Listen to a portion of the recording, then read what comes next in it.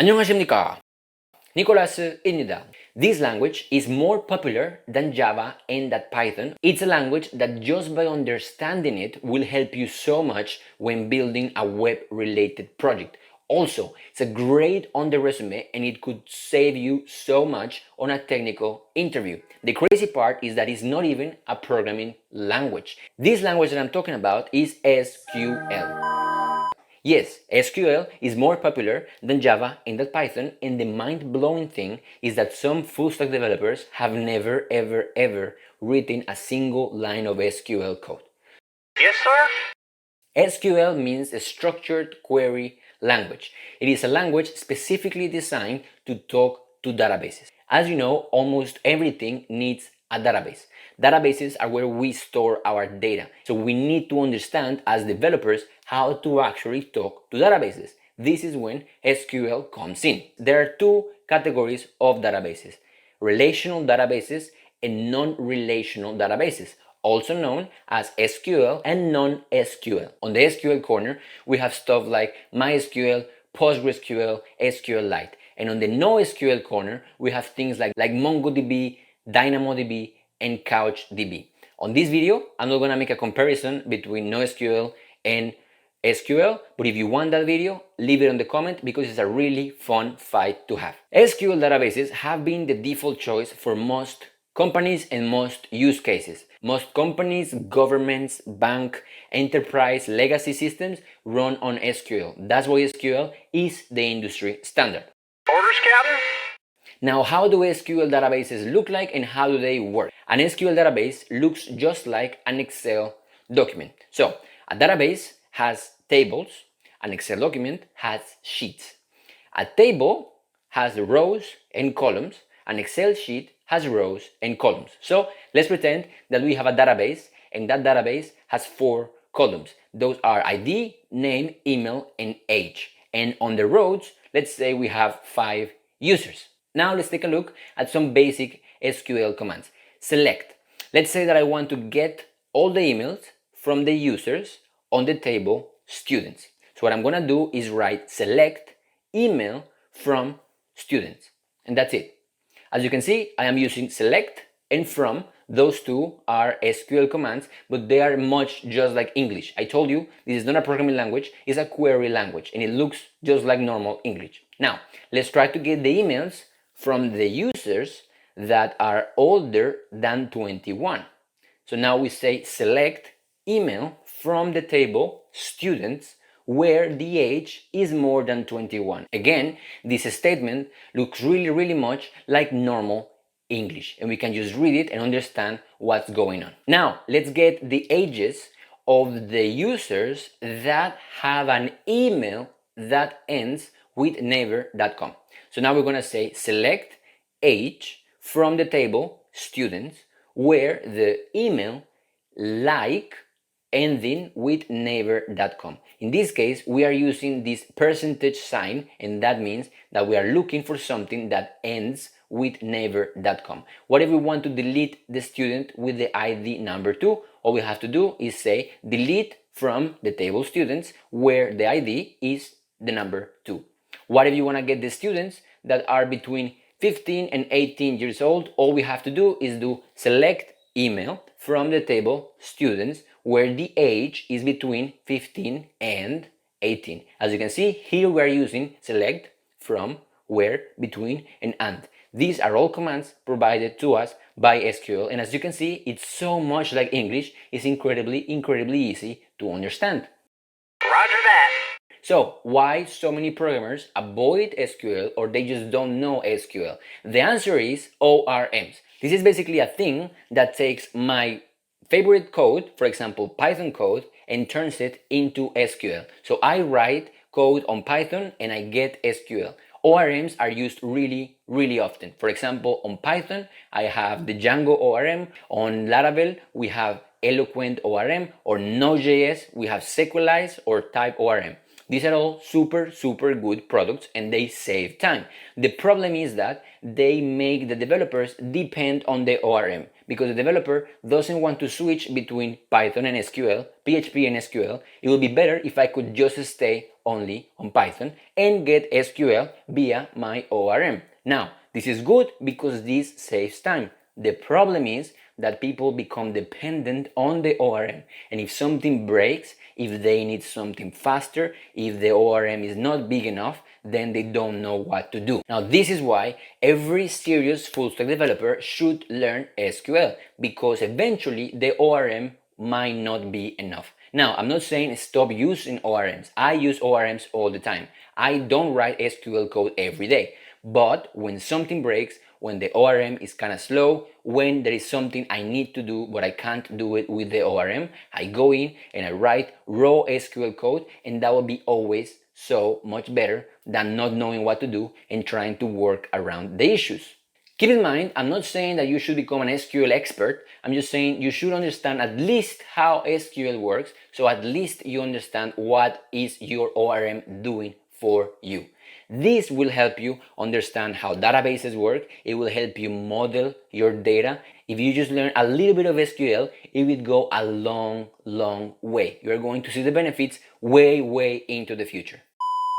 Thank you so much for watching this video. I hope that you are now a little bit more curious about SQL. Like I said, you don't have to be an expert. You just need to understand how it works. But I promise you, the effort of learning it right now is going to pay in the long term. Thank you for your support. Thank you for your comments. We're almost there in 100K. As always, don't forget to be happy.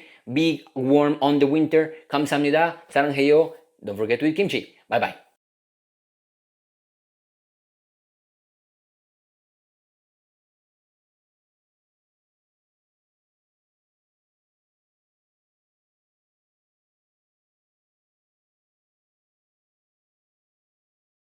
지금부터 관계형 데이터베이스를 위한 데이터 모델링 수업을 시작하겠습니다. 이 수업은 MySQL, Oracle, SQL 서버와 같은 관계형 데이터베이스의 기본 사용법을 알고 계신 분들을 대상으로 만들어진 수업입니다. 아직 관계형 데이터베이스에 대해서 모르신다면 이 수업에 참여하시는 건 별로 안 좋은 생각인 것 같아요. 최소한 관계형 데이터베이스에서 표를 만들고 표와 표를 연결시키는 조인 정도는 경험한 후에 이 수업에 참여하시는 것이 수업이 덜 추상적으로 느껴질 겁니다. 특히 기본 사용법은 알겠는데 막상 현실의 표를 컴퓨터에 담으려고 하니까 막막한 생각이 드신다면 번지수를 잘 찾으신 겁니다. 여기서부터 시작하시면 됩니다. 자, 모델이란 무엇일까요? 학술적인 정의는 저도 모르겠습니다만 제 나름대로 감히 추상적인 말을 이렇게 한번 정의해 봤습니다. 어떤 목적을 가지고 진짜를 모방한 것이 모델이 아닐까요? 그렇기 때문에 좋은 모델이란 목적에 부합하는 모방이라고 할 수 있겠죠. 자, 우리의 목적은 컴퓨터, 좀 더 정확하게는 데이터베이스, 좀 더 정확하게는 관계형 데이터베이스, 그리고 더 구체적으로는 바로 표에 정보를 담는 것입니다. 일단 정보를 데이터베이스의 표에 담는 것에 성공만 하면 인간의 기본적인 능력으로는 상상도 할 수 없는 거대한 양의 데이터를 엄청난 속도로 다룰 수 있게 됩니다.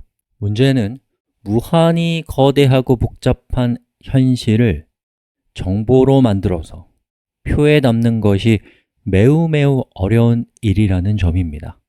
천재라도 어렵고 인생을 갈아 넣은 사람에게도 어려운 일이에요.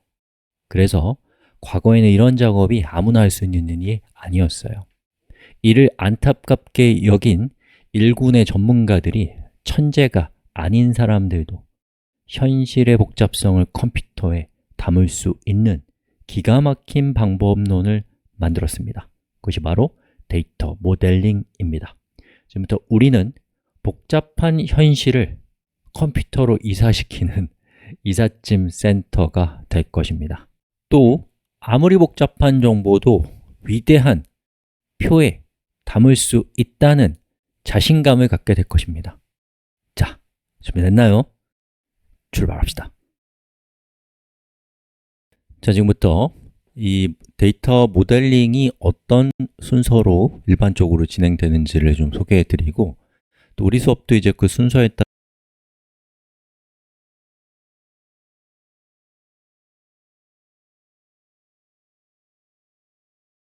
자, 지금부터 이 데이터 모델링이 어떤 순서로 일반적으로 진행되는지를 좀 소개해 드리고, 또 우리 수업도 이제 그 순서에 따라서 수업이 진행될 거기 때문에 우리 수업에, 또 우리 여행에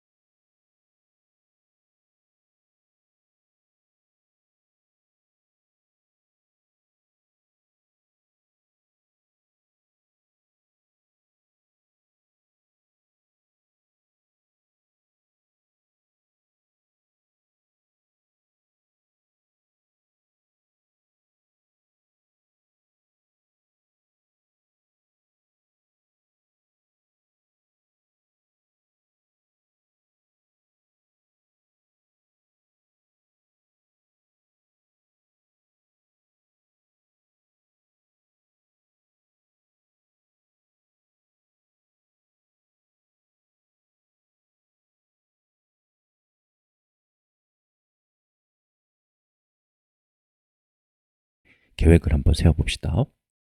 자, 우선 이런 순서로 진행을 하게 됩니다. 그 중에 이제 첫 번째인 업무 파악부터 간단하게 소개를 좀 해드리면, 가장 중요한 얘기라고 할 수 있죠. 우리가 하려고 하는 그 일이 뭐냐 라는 것을 여러분에게 그것을 의뢰한 사람과 잘 협력해서 알아내야 됩니다. 그래서 의뢰한 사람이 어떤 것을 꿈꾸고 있는가를 찾아내는 것이 업무 파악 단계고, 그 과정에서 이렇게 생긴 기획서와 같은 것을 여러분이 이제 산출물로 받아낼 수 있을 겁니다. 자, 업무 파악이 끝났으면 이제 그것을 우리가 최종적으로 데이터베이스에 옮기기 위한 첫 단계로서 현실의 업무를 뜯어내서 공중부양시켜서 거기에서 이제 개념을 찾아내는 거예요. 그게 뭐냐? 개념적 모델링이라고 하는 건데요. 내가 하고자 하는 이 일에는 어떠한 개념들이 있고, 각각의 개념들은 서로 어떻게 상호작용하고 있는가 라는 것을 심사숙고해 보는 시간입니다. 그리고 이제 이 과정에서 ER 다이어그램이라고 하는 이렇게 생긴 그림을 얻게 되는 것이고, 그것은 그 다음 과정으로 가기 위한 초석이 됩니다. 자, 개념을 충분히 숙고했다면 그 다음에는 이 개념을 관계형 데이터베이스에 맞게 잘 구성을 해야겠죠? 그것이 이제 논리적 데이터 모델링이라고 하는 단계인데요. 논리적 데이터 모델링에서는 이 관계형 데이터베이스 패러다임에 맞는 표로서 우리가 생각했던 개념을 표로 전환하는 작업을 하는 것이 논리적 데이터 모델링입니다. 자, 그런데 이렇게 표를 이상적으로 잘 그린다고 해서 그게 실제로 데이터베이스 상에서 표가 되는 건 아니죠. 그 다음 단계에서는 내가 어떤 데이터베이스 제품을 사용할 것인가를 선택하고, 그 데이터베이스 제품에 최적화된 코드를 작성해서 실제 표를 만드는 것이 물리적 데이터 모델링 단계가 하는 일이고, 그때의 산출물은 이렇게 표를 생성할 수 있는 SQL 코드를 갖게 되는 것이 물리적 데이터 모델링 단계에서의 최종적인 목적이라고 할 수가 있겠습니다. 제가 데이터 모델링 수업을 준비하면서 이런 생각이 들더라고요. 데이터 모델링이란 문제를 현실로부터 뜯어내서 고도의 추상화 과정을 거쳐서 그것을 컴퓨터라는 새로운 현실로 옮겨 담는 작업이구나. 이 두 개의 세계는 서로 다르기 때문에 처음에 해결하려고 했던 문제가 데이터베이스의 표에 잘 담겼는지를 확인하는 작업을 끊임없이 계속해서 해나가야 되겠구나 이런 생각이 들었습니다. 자, 그럼 이제부터 데이터 모델링이라는 현실의 문제를 우리의 머릿속으로 이사시키는 작업을 시작해 봅시다. 이 작업이 끝나고 나면 다시 여러분의 현실로 돌아가서 자신만의 모델링 작업들을 수행해 나가면서 나의 현실에 어울리는 모델링 기법을 각자 발전시켜 나가게 될 것입니다. 자, 준비하시고 우리 시작해 봅시다.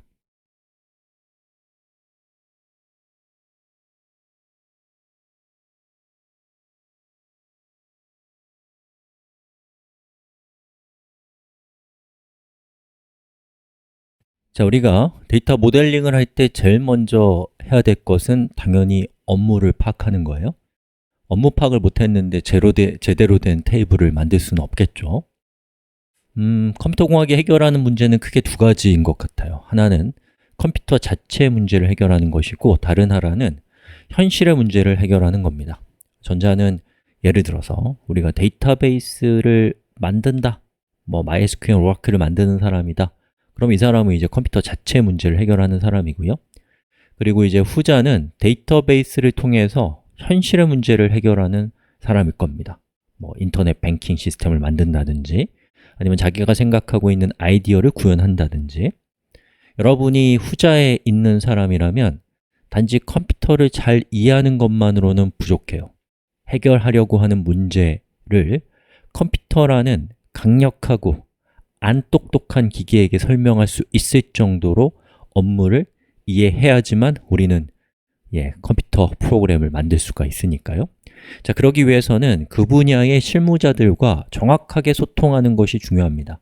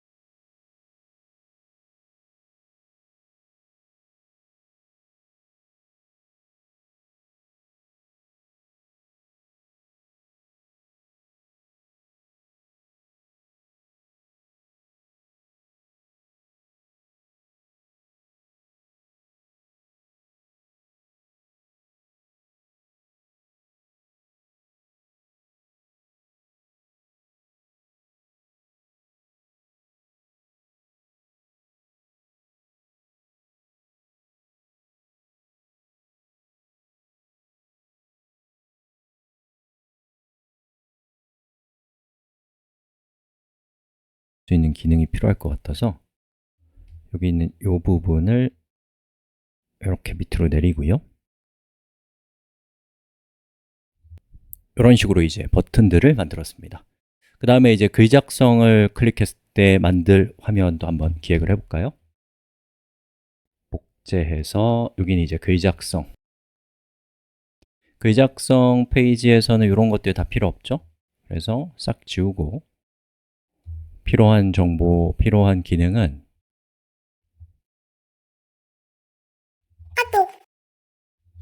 뭐 이 정도만 대충 하시죠. 자, 그 다음에 저자 참여 버튼을 클릭했을 때는 이렇게 되면 되겠죠. 물론 뭐 여기서 더 자세히 들어갈 수도 있겠지만 우리 수업은 기획 수업도 아니고 웹 애플리케이션을 만드는 수업도 아닙니다.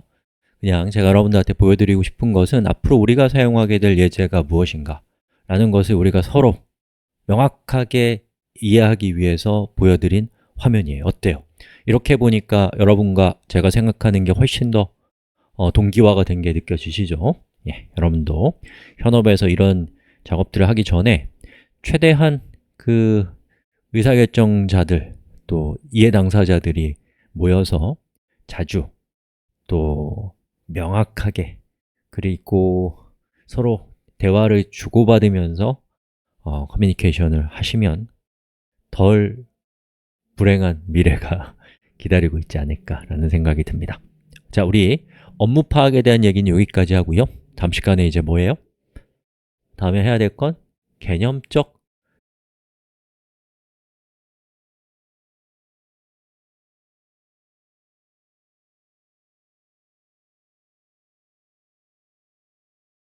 지금부터 개념적 데이터 모델링 수업을 시작하겠습니다. 자, 개념적 모델링이란 우리가 파악한 업무에서 개념을 뽑아내는 과정입니다. 그런데 먼저 당부드리고 싶은 것이 있어요. 자, 우리가 일을 하는 순서와 공부를 하는 순서는 다를 수 있어요. 개념적 모델링은 논리적 모델링과 물리적 모델링보다 앞선 단계입니다만 논리적 또 물리적 모델링을 경험해 본 적이 없는 사람이 개념적 모델링을 할 수는 없습니다. 제가 생각하기에 개념적 모델링은 관계형 데이터 모델링 전체 프로세스의 극치입니다. 개념적 모델링을 잘했다면 논리적 모델링이나 물리적 모델링은 비교적 기계적인 일이거든요. 여러분은 분명 속으로 저걸 나 혼자 할 수 있을까? 라는 생각을 하게 될 겁니다. 당연해요. 왜냐하면 모델링이라는 것은 업무라는 현실과 데이터베이스라고 하는 또 다른 현실이 있을 때 그것을 이사시키는 작업이거든요. 이 두 가지에 정통하지 않은 사람이 개념을 뽑아낸다는 것은 가능한 일이 아니라고 생각합니다. 최소한 저는 못할 것 같아요. 그렇기 때문에 걱정하지 마세요. 지금은 혼자 할 수 없는 것이 정상이에요. 자, 우리 이렇게 전략을 정리해 봅시다. 물리적 모델링까지 완주를 하신 후에 자신의 분야로 돌아가실 거 아니에요?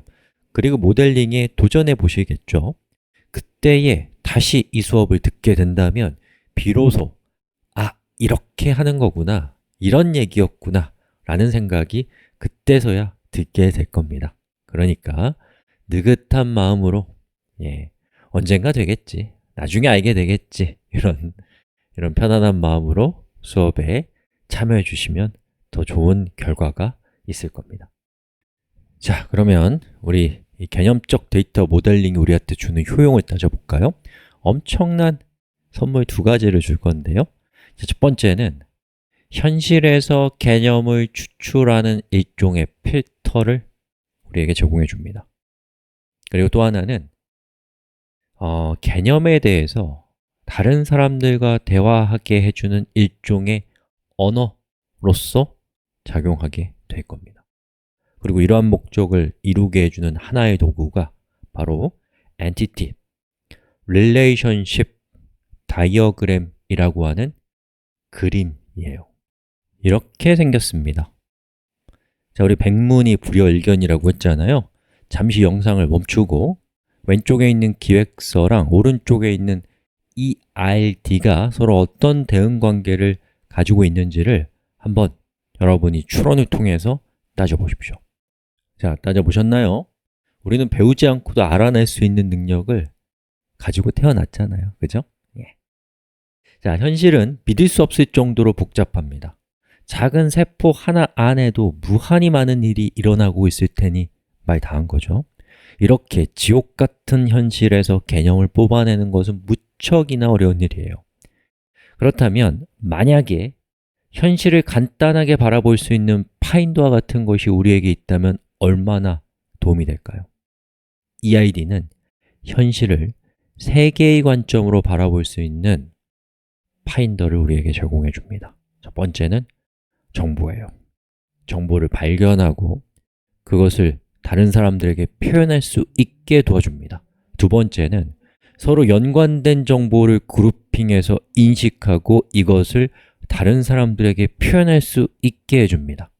세 번째는 정보 그룹 사이의 관계를 인식하고 그것을 다른 사람에게 표현할 수 있게 해줍니다.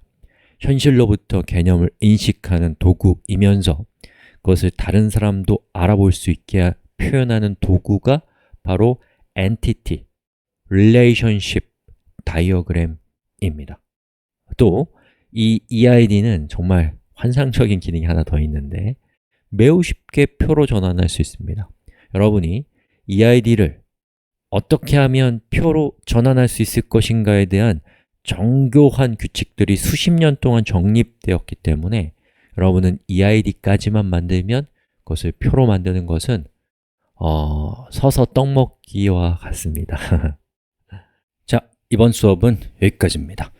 개념적 모델링과 EID에 대한 욕심을 충분히 충전하셨나요? 아직 안 되셨으면 좀 쉬면서 충전 좀 하시고 저는 이제 여러분들이 감칠맛을 느낄 수 있도록 여기까지 수업하고 다음 시간에 본격적으로 EID의 세계로 빠져들어가 보겠습니다.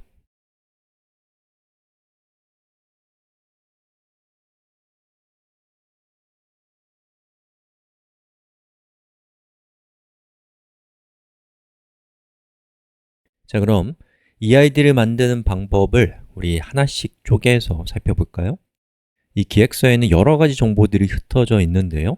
글 제목, 저자 이름, 댓글의 내용 등등등 여기서 서로 연관된 정보들을 묶어주는 큰 덩어리부터 끄집어내야 돼요. 저는 이런 덩어리들이 보이네요. 뭐 글이라든지 그 글 안엔 또 저자가 있고 또 댓글, 또 저자라는 이런 덩어리들이 저한테는 보이거든요. 그러면 이걸 그림으로 표현하면 어떤 모습이 되어야 될까요?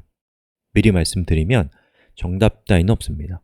설명이 가능하고 모순이 없다면 다 타당한 겁니다. 우선 이런 모습이 있을 수 있겠네요. 글 속에 저자도 있고 댓글도 있고 또 댓글 안에 또 저자가 있고 자연스럽게 우리 왼쪽에 있는 구조를 잘 표현하고 있는 그림입니다. 또 이런 모습도 생각해 볼 수 있어요. 댓글, 글, 저자를 동등하게 표현하는 것이죠. 둘 다 기획서의 내용을 잘 설명하고 있다고 저는 생각이 됩니다. 따라서 둘 다 합리적이에요. 그런데 우리는 관계형 데이터 모델링을 하고 있죠. 그렇기 때문에 관계형 데이터베이스에 잘 어울리는 모델이 더 유리합니다. 그런 점에서 두 번째 모델을 선택해야 됩니다. 근데 그 이유를 지금 제가 설명하는 것은 너무 많은 노력이 저나 여러분에게 필요합니다. 그렇다고 아무것도 설명하지 않는 건 또 제 성격상 찝찝해요. 뭔가 그래서 좀 저한테는 함정에 빠진 것 같은 난처함이 느껴지거든요. 그래서 우리 이렇게 합시다. 꼼꼼하게 내용을 따져보지 말고요. 멀리서 큰 틀의 흐름만 생각해 주세요.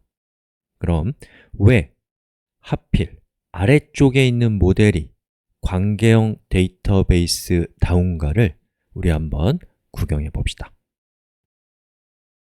자, 이 위쪽에 있는 이런 개념을 잘 설명하려면 우리가 최종적으로 표를 이런 모양으로 만들어야 되거든요.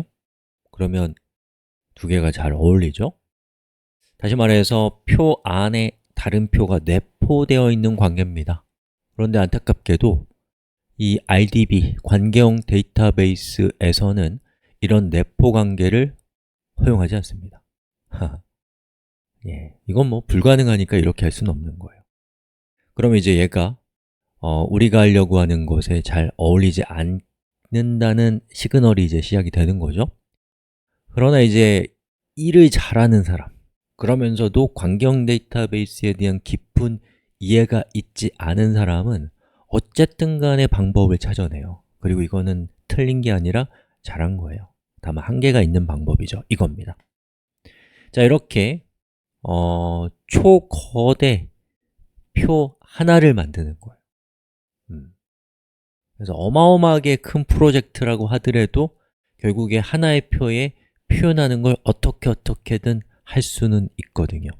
자, 여기 있는 표를 잠깐 보면 보시는 것처럼 글이 3개가 있어요. 그리고 그 3개의 글에 대한 저자, 댓글까지 다 표현하고 있는 표를 보고 계십니다. 자, 그런데 이 표는 좀 아쉬운 점이 있습니다. 이런 아쉬운 점이 있단 말이죠. 만약에 우리의 프로젝트가 어마어마하게 크다. 그러면 이 표에 컬럼이 1000개가 될 수도 있단 말이에요. 어마어마하게 큰 표인 거죠. 자, 그렇게 되면은 우리가 그 1000개의 컬럼을 갖고 있는 표에서 지금 내가 글의 목록만 필요하다. 그러면 이 중에서 요 첫 번째, 두 번째, 요 2개의 컬럼만 딱 필요하다고 쳐봐요. 그러면 얘만 가져오고 싶은데도 우리는 1000개의 컬럼을 다 가져와야 되기 때문에 정말 흥청망청 데이터를 쓰고 있는 상황이 되는 것이죠.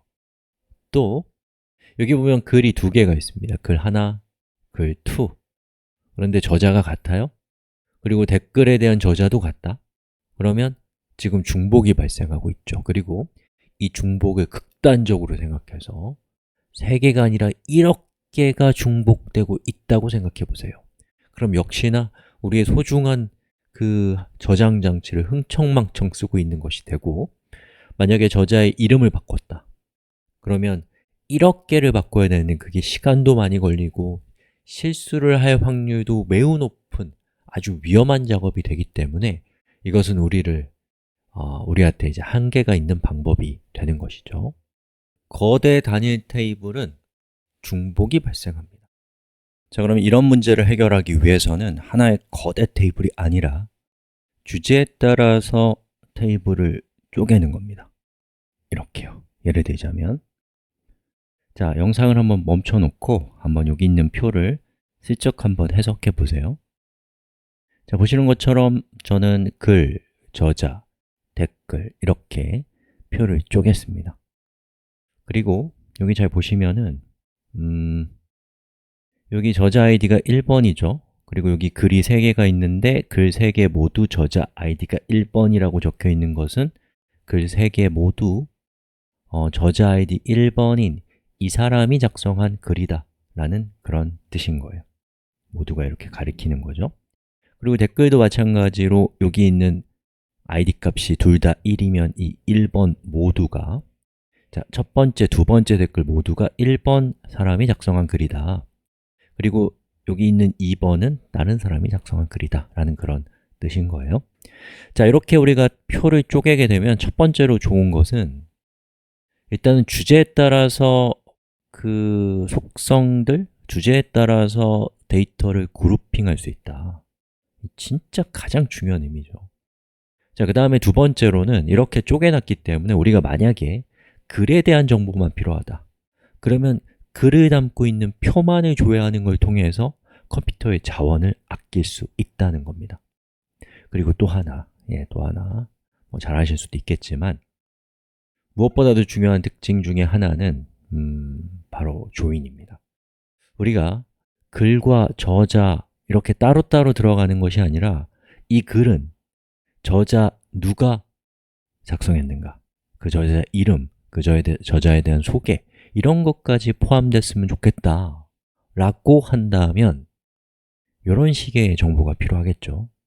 그럼 이런 정보를 우리가 관계형 데이터베이스에서는 이런 식의 조인이라고 하는 메커니즘을 통해서, 방법을 통해서 언제든지 필요할 때마다 순간순간 합성해낼 수가 있기 때문에 우리는 이 위쪽에 있는 이렇게 포함관계의 포함관계가 아니라 이 아래쪽에 있는 좀 더 평면적인 관계로 개념을 뽑아내는 것이 우리가 하려고 하는 관계형 데이터베이스에 더 어울리는 방식입니다 라고 말씀드리고 이번 시간은 여기까지 하겠습니다.